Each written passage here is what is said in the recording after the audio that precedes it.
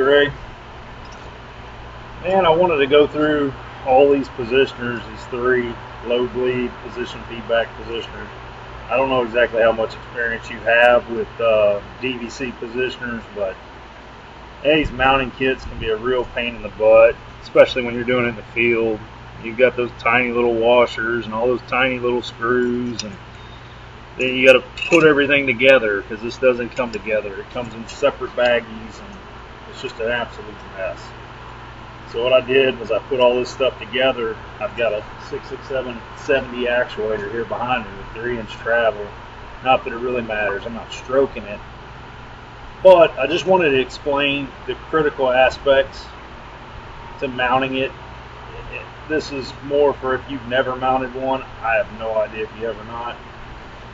Anyhow, I went ahead, pre-mounted the back bracket to the positioner, put the regulator on with the O-ring behind it, so all that's set up. And then I put these assemblies together, and then I resealed in this bag. There's a sealed bag. You've got the 2 bolts that physically mount here to the bracket. Then you've got 2 little screws, and you've got this crazy looking cover with 2 little screw holes. When you're done with it, after you've calibrated it, this crazy little cover goes on right here on the bracket. You'll see the 2 little screw holes. It's to cover the magnet to keep it from getting sunshine, dust, all that, whatever. So, just to keep everything from getting on it. But what I wanted to do was show you the critical aspects of mounting this. The main thing where a lot of people make mistakes is if you're looking at this magnet, you can see valve's 3-inch travel, the magnet's a little over 4 inches line to line. This magnet is set up to be calibrated from 2.01 inches to 4 inches. So anything in that travel will work. That middle line, there's a notch. This is just a spare positioner. It's actually my test dummy. That magnet rides in here.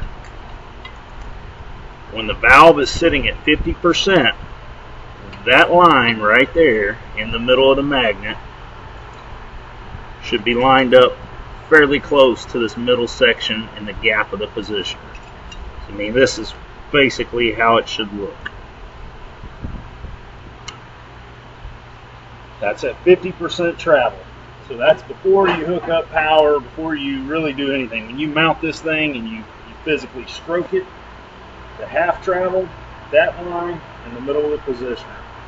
Now there's easy ways to do that without the ability to stroke the valve. I know that's a real pain in the butt. You look at what I have set up already. So basically, got the positioner mounted, I've got the linkage connected. I know that it's 3-inch travel. So if I measure from that center section in the back of the positioner down to the center of that magnet, 1.5 inches in the failed closed position, I know that when I stroke up to 50%, they're going to be lined up. So that'll save you from having to hook up everything and stroke it in the field. Other than that, it's just going to take minor adjustments with the bracketry, all these little Allen screws. You'll have to move the magnet up and down, in and out. But I just wanted to try and make it as easy as possible for you. And then as far as calibration, so unless you want to get into some detailed, fine-tuned calibration and setting tag numbers and setting a loop, which typically the guys in the field will do that either through PLC or come out with a handheld communicator. If you just want to calibrate it and have it all preset, stroke, stop, set, all that good stuff, real easy ways to do that.